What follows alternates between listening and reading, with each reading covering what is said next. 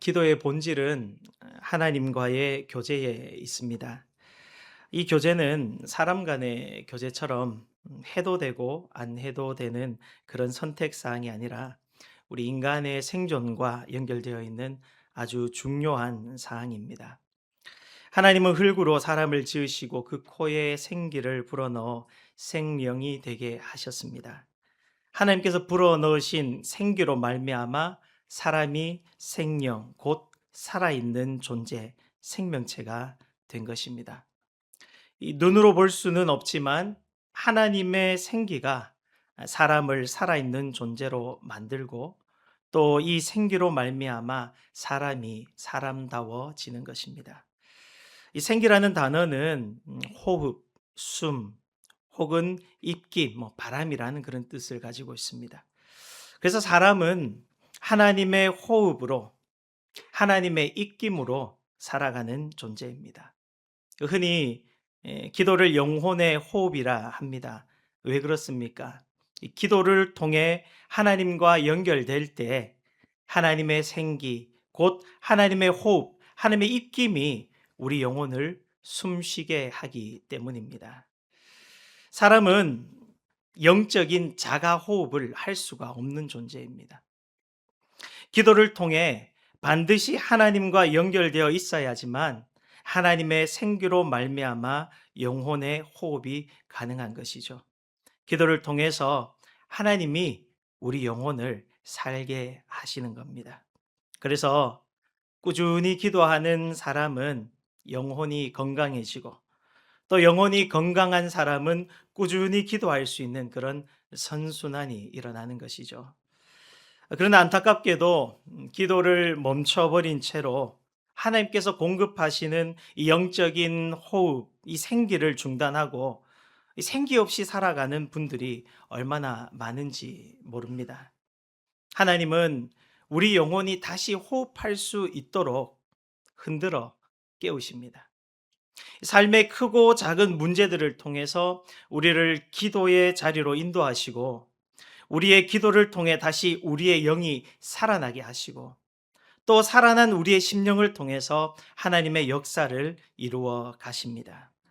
그래서 이 삶에 문제가 있다라는 것은 기도하라는 하나님의 사인이고 또 그 기도를 통해서 하나님의 역사를 이루어 가시겠다라는 신호입니다. 오늘 본문은 풀리지 않는 삶의 문제를 안고 통곡하며 기도하는 한 여인의 기도를 통해서 하나님의 역사를 이루어 가시는 그런 내용을 소개하고 있습니다. 지극히 개인적인 가정사를 통해서 하나님께서 어떻게 역사를 이루어 가시는지를 살펴보도록 하겠습니다. 오늘 본문이 너무 길어서 앞단락을 생략하고 뒷부분인 9절부터 읽었는데 앞단락 1절부터 살펴보겠습니다. 1절입니다. 에브라임 산지 라마다임 소빔에 에브라임 사람 엘가나라 하는 사람이 있었으니 그는 요로함의 아들이요 엘리후의 손자요 도후의 증손이요 숲의 현손이더라. 엘가나라는 인물에 대한 소개인데 거주지와 출신지 그리고 4대에 걸친 이 족보로 자세하게 이렇게 소개하고 있습니다. 레위기 6장에 보면 이 레위 지파의 족보가 나오는데 거기에 보면 이 4대에 걸친 이 엘가나의 족보를 찾아볼 수 있습니다. 레위 지파 가운데 제사장 가문으로 이 찬양하는 직무를 맡은 그런 명문 가문입니다. 내세울 만한 그런 믿음의 명문가이죠. 그런 엘가나에게 아내가 둘이 있었습니다. 2절입니다. 그에게 두 아내가 있었으니 한 사람의 이름은 한나요, 한 사람의 이름은 브닌나라. 브닌나에게는 자식이 있고 한나에게는 자식이 없었더라. 레위 지파, 이 거룩하고 경건한 가정에 두 아내가 있다는 것이 사실 잘 이해가 되지 않습니다. 원래는 일부 일처제가 하나님께서 정하신 원칙이지만 이 타락한 인간들로 인해서 이 원칙이 무시되기 시작했고 이스라엘 백성들도 이 이방 족속의 영향을 받아서 여러 아내를 두는 일이 일반적인 일이 되어 버렸습니다. 그래서 경건한 레위 지파 출신임에도 불구하고 여러 아내를 두는 것이 아무렇지도 않았던 시대. 이게 이것이 아주 자연스러웠던 시대가 바로 이 시대였다는 거죠. 이 시대가 언제인가 하면 이스라엘 역사상 가장 어두운 시대라 할 수 있는 사사기의 끝 무렵입니다. 엘가나의 첫 번째 부인이 한나고 두 번째 부인이 브닌나입니다. 한나가 먼저고 브닌나가 다음이죠. 한나가 정실이고 브닌나는 첩이기 때문입니다. 근데 2절 중반절을 넘어가면 중하반절에 보면 브닌나에게는 자식이 있고 한나에게는 자식이 없었더라. 이 순서가 이제 역전되는 걸 보게 됩니다. 성경의 대부분은 중요한 사건, 중요한 위치, 또한 중요한 인물이나 서열 등 이 중요한 순으로 먼저 이렇게 기록되는 그런 원칙이 있습니다. 법칙이 있습니다. 근데 한나와 브닌나의 이 순서가 이 한 절 안에 어느 순간 바뀌어 있는 것을 보게 되는데 그 이유는 2절 하반절이죠. 브닌나는 자식이 있고 한나는 자식이 없기 때문입니다. 이 자식의 유무에 따라서 서열이 바뀌어 버리는 그런 불합리하고 불공평한 상황이 펼쳐지고 있습니다. 이것은 이 가장인 엘가나의 잘못을 지적하고 있는 것이 아니라 당시의 시대상을 반영하고 있는 것이죠. 하나님을 밀어내고 하나님이 계셔야 할 그 자리에 앉아 인생의 주인 노릇을 하며 각자의 소견에 옳은 대로 행하며 살아가는 당시의 상황을 한 가정을 통해서 보여주고 있는 것입니다. 각자의 소견대로, 각자가 원하는 대로, 또 다수가 원하는 대로 하고 사는 것이 정의고 공정이고 나아가 인권이라 여기는데 하나님의 말씀을 떠나서 하고 싶은 대로 하고 사는 사회의 실상은 사실 이렇게 불합리와 불공정이 난무하는 혼란한 사회임을 보게 되는 것입니다. 자, 이런 배경을 염두에 두고 엘가나의 가정에서 일어나는 구체적인 사건을 살펴보겠습니다. 3절입니다. 이 사람이 엘가나죠. 매년 자기 성읍에서 나와서 실로에 올라가서 만군의 여호와께 예배하며 제사를 드렸는데 엘리의 두 아들 홈니와 비느하스, 불량한 아들들이지 않습니까? 이들이 여호와의 제사장으로 거기에 있었더라. 4절입니다. 엘가나가 제사를 드리는 날에는 제물의 분깃을 그의 아내 브닌나와 그의 모든 자녀에게 주고 5절 한나에게는 갑절을 주니 이는 그를 사랑함이라. 그러나 여호와께서 그에게 임신하지 못하게 하시니. 자, 엘가나가 해마다 중요하게 해오던 일이 있는데 그것은 이 중요한 절기에 중앙 성소가 있는 실로에 온 가족을 데리고 올라가서 하나님께 예배하고 제사 드리는 일이었습니다. 엘가나의 고향 라마에서 실로까지 그 먼 거리를 온 가족을 데리고 해마다 예배하러 올라가는 그의 모습을 통하여 그가 얼마나 경건하고 신실한 가장인가를 잘 보여주고 있습니다. 당시에 그 어두운 시대에 이렇게 예배하는 사람들이 많지 않았다는 것이죠. 그리고 이 제사 후에는 당시의 규례와 관습대로 화목 제물 중 하나님께 드린 부위와 제사장의 몫을 제외한 나머지 부분을 제사에 참여한 사람들이 나누어 먹는데 이 분깃을 나누는 과정에서 엘가나는 한나에 대한 각별한 사랑으로 갑절의 분깃을 주었다라고 이렇게 기록되어 있습니다. 자, 여기까지 살펴본 엘가나는 한나에게 어떤 남편입니까? 부유한 명문가 출신의 신앙이 깊고 신실하고 자상한 아주 좋은 남편이지 않습니까? 더군다나 당시에 여성이 출산하지 못하는 것은 큰 흠입니다. 그럼에도 불구하고 이 자식의 유무와 상관없이 한나를 있는 모습 그대로 더 깊이 사랑하고 있지 않습니까? 세상에 이런 남편이 어디에 있습니까? 한나에게 지금 무엇이 더 필요하겠습니까? 이렇게 좋은 남편, 뭐 이 정도 좋은 환경에서 다 갖추고 사는데 뭐 자녀 없는 것이 뭐 그리 대수겠습니까? 그냥 그렇게 둘도 없이 좋은 남편의 사랑을 받으며 누리며 사는 것으로 충분하지 않겠습니까? 근데 하나님은 한나가 거기에 만족하며 그렇게 살도록 그냥 두지 않으셨습니다. 분인날을 통하여 그를 격동시키셨습니다. 왜입니까? 한나가 임신하지 못하고 자녀가 없는 것은 여호와께서 그에게 임신하지 못하게 하셨기 때문입니다.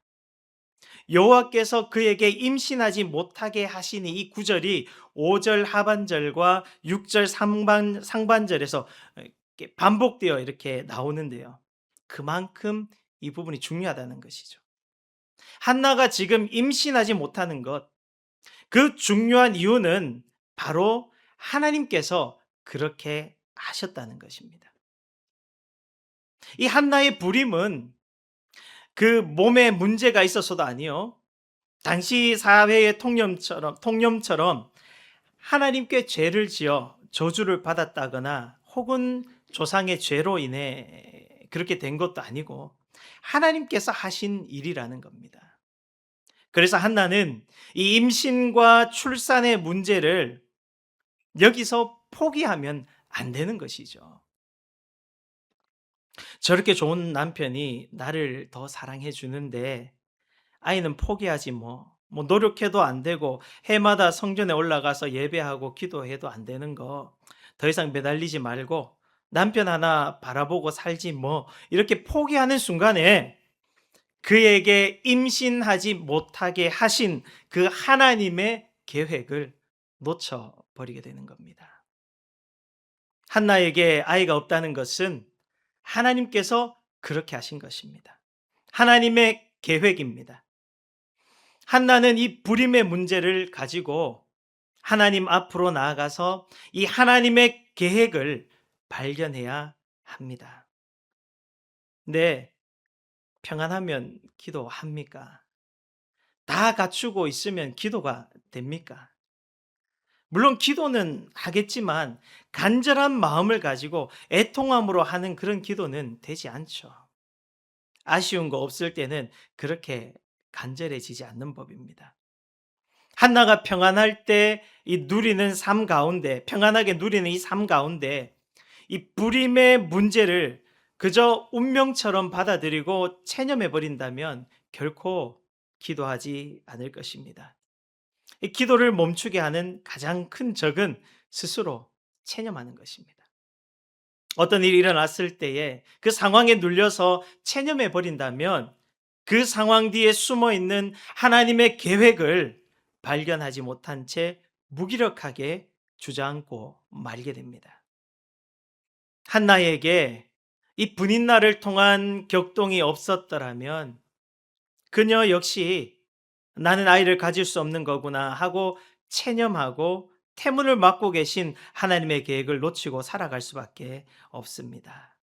자, 분인나가 이제 한나를 어떻게 괴롭힙니까? 6절, 7절입니다. 여호와께서 그에게 임신하지 못하게 하심으로 그의 적수인 분인나가 그를 심히 격분하게 하여 괴롭게 하더라. 매년 한나가 여호와의 집에 올라갈 때마다 남편이 그같이 하매 분인나가 그를 격분시키므로 그가 울고 먹지 아니하니. 성경은 분인나를 한나의 적수, 이 라이벌로 기록하고 있습니다. 어딜 가나 적수들이 다 있죠. 뭐 직장은 물론이거니와 교회에도 적수가 있습니다. 한나와 분인나, 한솥밥을 먹는 가족 아닙니까? 가족 간에도 적수가 될 수 있다는 것이죠.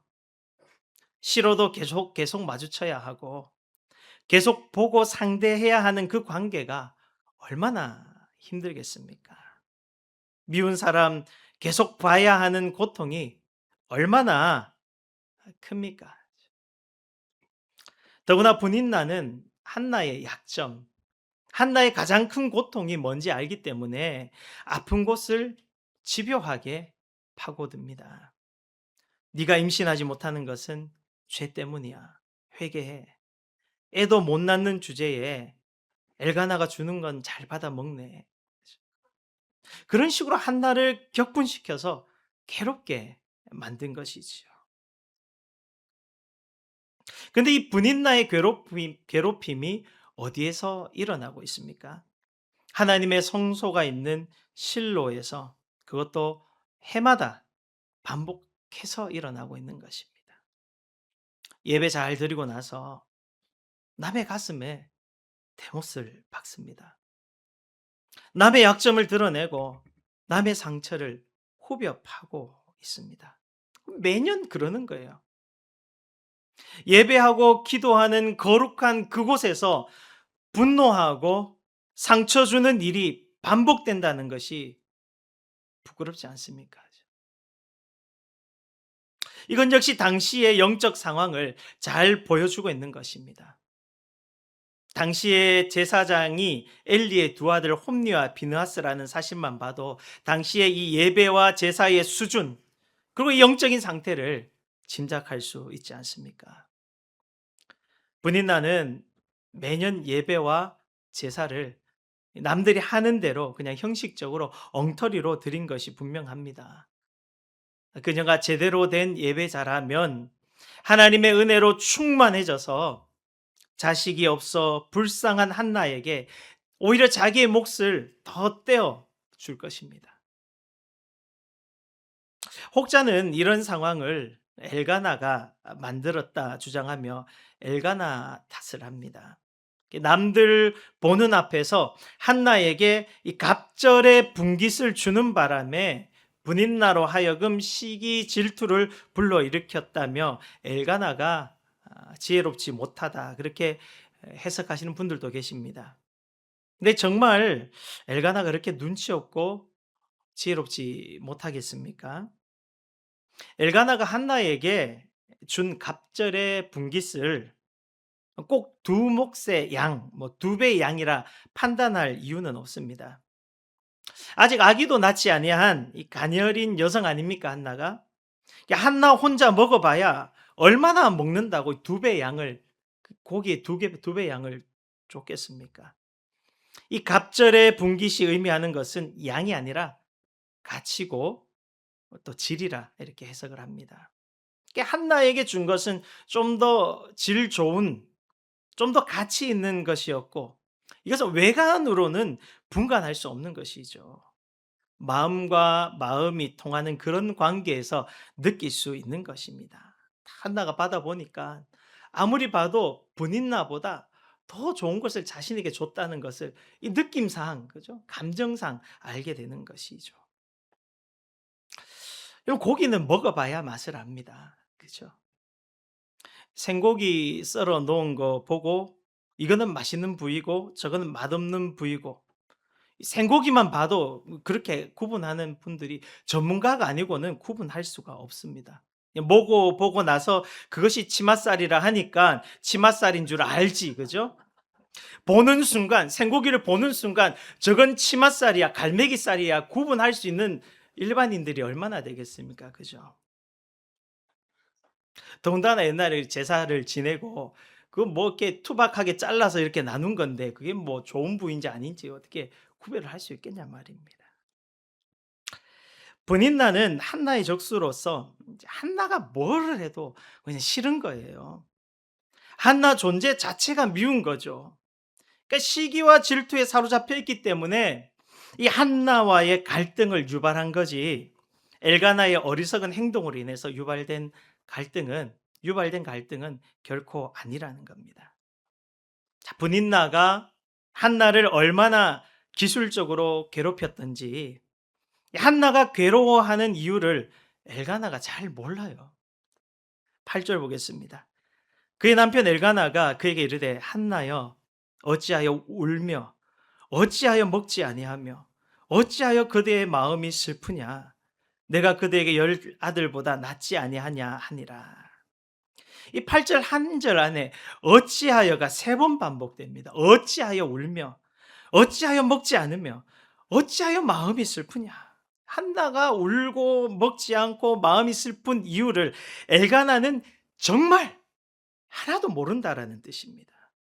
그러니까 그래서 모르니까 넘겨짚는 거죠. 이 여자가 또 임신하지 못하는 자책감에 사로잡혀 있구나 이렇게 생각을 하고 내가 그대에게 10아들보다 낫지 아니하냐 그렇게 위로하는 겁니다. 참 감이 없는 거죠, 그죠?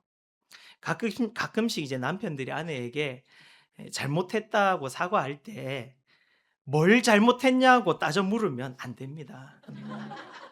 그러는 순간 이제 남편들은 굉장히 이제 당황하게 되고 곤란해집니다. 이게 분위기상 사과해야 할 분위기여서 사과한 것인데 이 구체적으로 뭘 잘못했는지 모르는 경우가 상당히 많습니다. 예. 그래서 뭘 잘못했냐고 자꾸 따져 물으면 남편들은 대부분 그냥 다 잘못했다 그렇게 말하게 되죠, 그죠?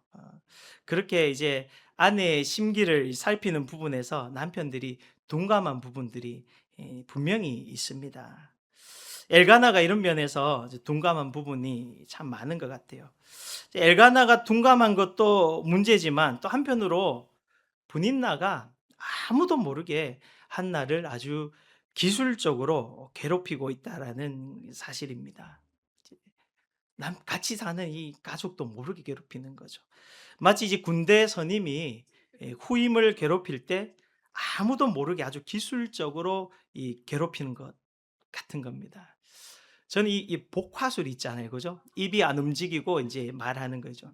이 복화술의 원조가 군대가 아닐까 이렇게 생각을 해봅니다. 이제 입대해서 저를 괴롭히기 위한 사명을 가지고 태어나신 분이 계신 것 같았어요. 이제 신병에 입대하자마자 이제 저를 따라다니면서 이제 괴롭히는데 잘 때 그때는 군 시절이 그랬어요. 잘 때 이제 몸을 꼿꼿이 해서 각을 잡고 잔다고 그럽니다. 차렷 자세로 딱 자요. 자다가 이제 한 10분, 20분, 한 30분 지나면 자세가 흐트러지잖아요.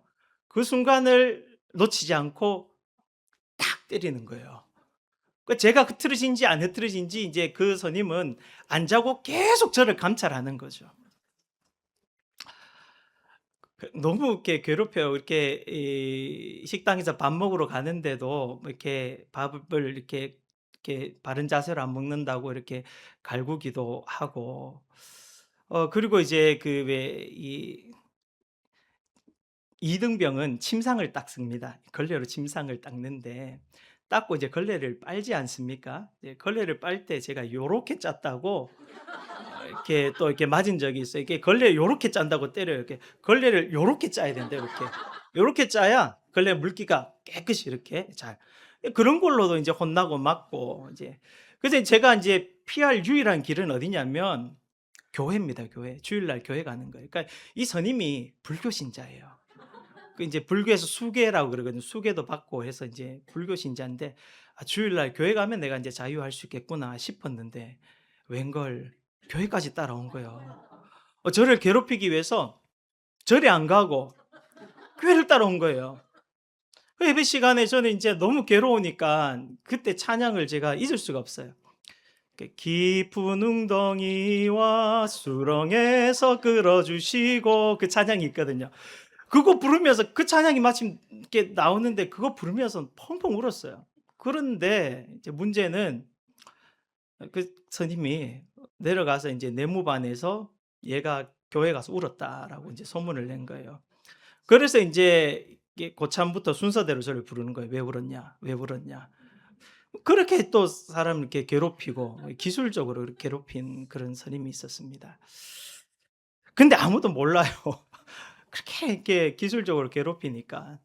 그 괴롭힘이 굉장히 이제 힘든 시간들이었는데 사실 이제 그 인생에 있어서 어려운 이제 그런 그 과정들을 겪지 않은 저로서는 굉장히 또 단련되는 시간이기도 했습니다.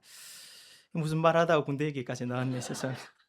하여튼 이 분인나가 기술적으로 한나를 괴롭히면서 이 분인나를 통해서 하나님이 이제 한나를 단련시키는 그런 이제 장면을 이렇게 보게 되는 겁니다.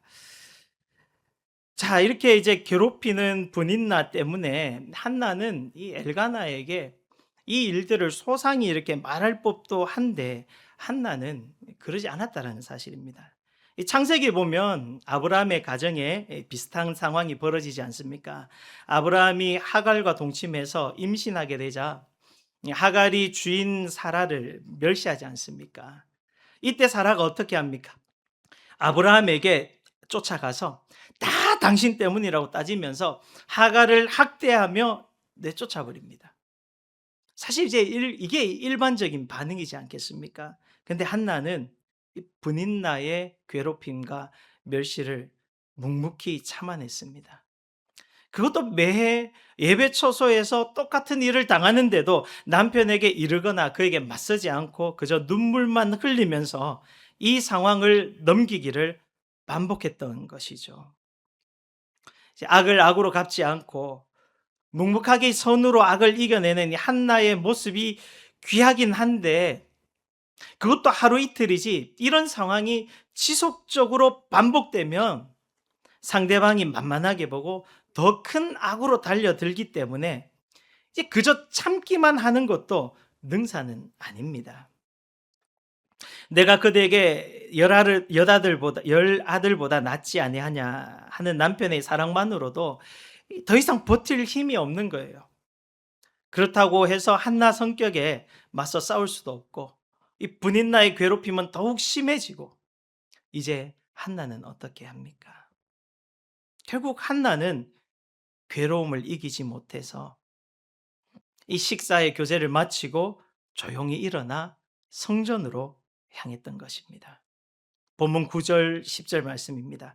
그들이 실로에서 먹고 마신 후에 한나가 일어나니 그때 제사장 엘리는 여호와의 전 문설주곁 의자에 앉아 있었더라. 한나가 마음이 괴로워서 여호와께 기도하고 통곡하며 드디어 한나가 기도의 자리로 나왔습니다.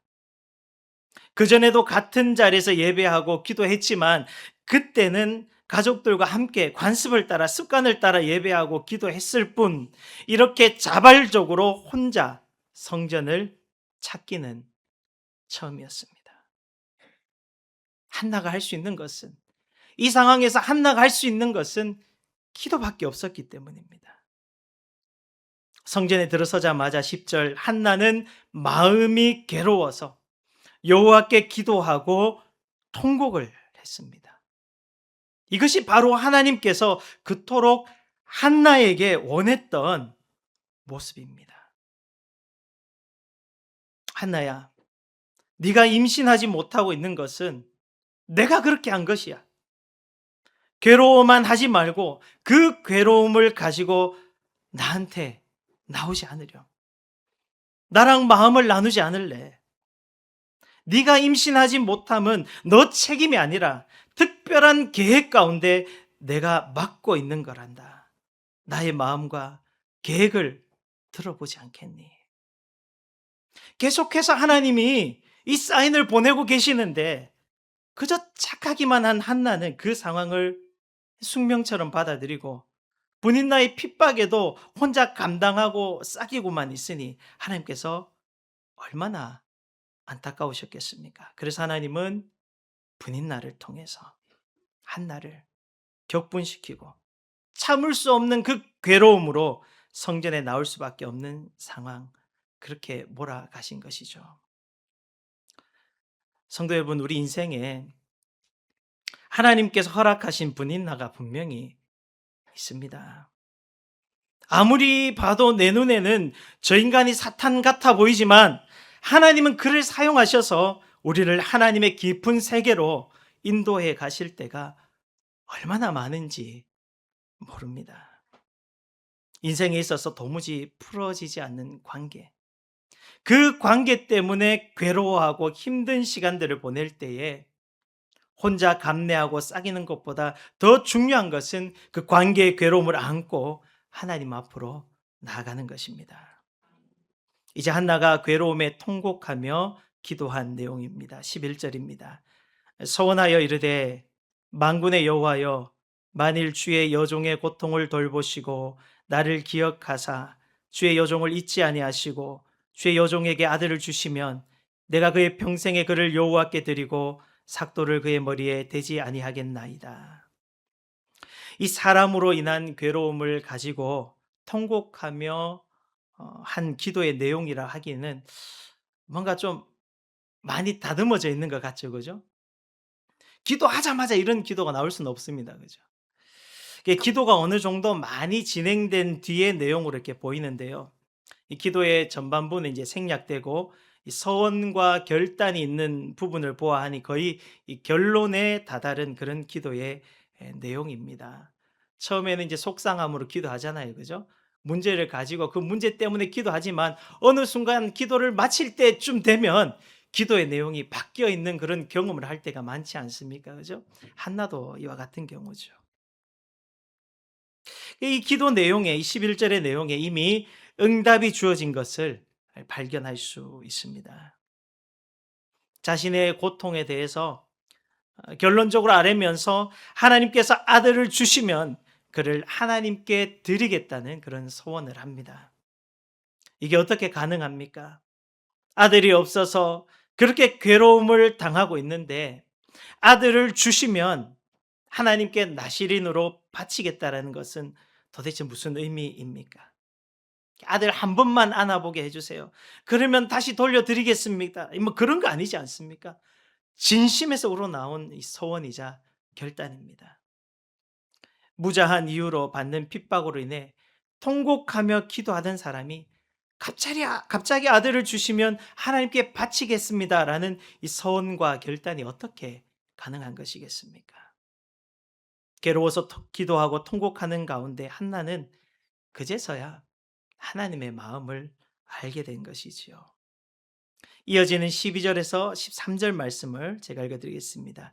그가 여호와 앞에 오래 기도하는 동안에 엘리가 그 입을 주목한즉 한나가 속으로 말하며 입술만 움직이고 음성은 들리지 아니하므로 엘리는 그가 취한 줄로 생각한지라. 14절입니다. 엘리가 그에게 이르되 네가 언제까지 취하였겠느냐 포도주를 끊으라 하니. 이제 엘리 제사장이 일반적이지 않은 방법으로 기도하는 한나를 술 취한 여자로 오해하여 술을 끊으라 이렇게 책망합니다. 그러자 이어지는 한나의 대답이 이렇습니다. 15절입니다. 한나가 대답하여 이르되 내 주여 그렇지 아니하니이다. 나는 마음이 슬픈 여자라. 포도주나 독주를 마신 것이 아니요 여호와 앞에 내 심정을 통한 것뿐이오니. 술에 취한 것이 아니라 여호와 앞에 내 심정을 통한 것이라 이렇게 말하고 있습니다. 하나는 술 취한 것으로 오해받을 만큼 그렇게 기도하다가 하나님과 마음이 그 심정이 통해버린 것입니다. 기도하다가 하나님과 한나 그 두 마음이 그 심정이 통한 것이죠. 한나는 자신의 마음을 통해서 자신의 아픔을 통해서 그 시대의 하나님의 아픔을 알게 된 것입니다. 자식이 없는 그 아픔, 뭐 어떤 아픔입니까? 미래에 대한 소망이 끊어진 그런 아픔입니다. 그 아픔을 가지고 나갔더니 동일한 하나님의 마음을 알게 됩니다. 역사상 가장 어두운 시대에 하나님의 말씀이 끊어진 그 소망의 세대, 하나님께서 믿고 맡길 종이 끊어진 그 세대의 아픔을 한나는 기도를 통해서 알게 되고 결국 이 11절과 같은 소원 기도를 할 수 있게 된 것이죠. 자식이 없는 그 아픔을 통해서 어두운 시대를 향한 하나님의 그 아픔, 그 마음을 한나가 깨닫게 된 것입니다. 그제서야 하나는 하나님의 깊은 뜻을 알고 아들을 주시면 그를 하나님께 바치겠다는 그런 소원을 하게 된 것입니다. 부디 나를 통해 깊은 기도의 자리로 이끌어내신 하나님, 그리고 아픔과 괴로움 중에 부르짖는 한 여인에게 하나님의 마음과 계획을 보여주시고, 그로 말미암아 이스라엘 역사상 위대한 하나님의 종 사무엘이 탄생하게 된 것입니다. 오늘 우리의 아픔, 해결되지 않는 삶의 숙제들이 있는 줄 압니다. 누군가에게는 자연스럽고 쉬운 일들이 나에게는 유난히 풀리지 않는 어려움으로 다가오는 그런 일들도 있습니다. 바로 그 일이, 그 문제가 하나님 앞에서 내 심정을 통하는 열쇠임을 기억하시기를 원합니다. 그 문제 때문에, 그 일 때문에 하나님 앞에 나아가게 되고, 그 문제로 인해서 한나가 그랬던 것처럼 마음이 괴로워서 여호와께 기도하고 통곡할 때 하나님과 내 심정이 비로소 통하고, 결국 우리 삶의 문제가 하나님의 역사를 이루는 놀라운 도구로 쓰이게 될 줄 믿습니다. 날마다 여호와 앞에서 우리의 심정을 통하는 그런 믿음의 백성으로 살아가시기를 간절히 소망합니다. 여러분의 아픔을 가지고 하나님 앞에 나갈 때 그 하나님의 마음을 깨달아 하나님 뜻 가운데 살아가는 우리의 삶이 되기를 주님의 이름으로 기원합니다.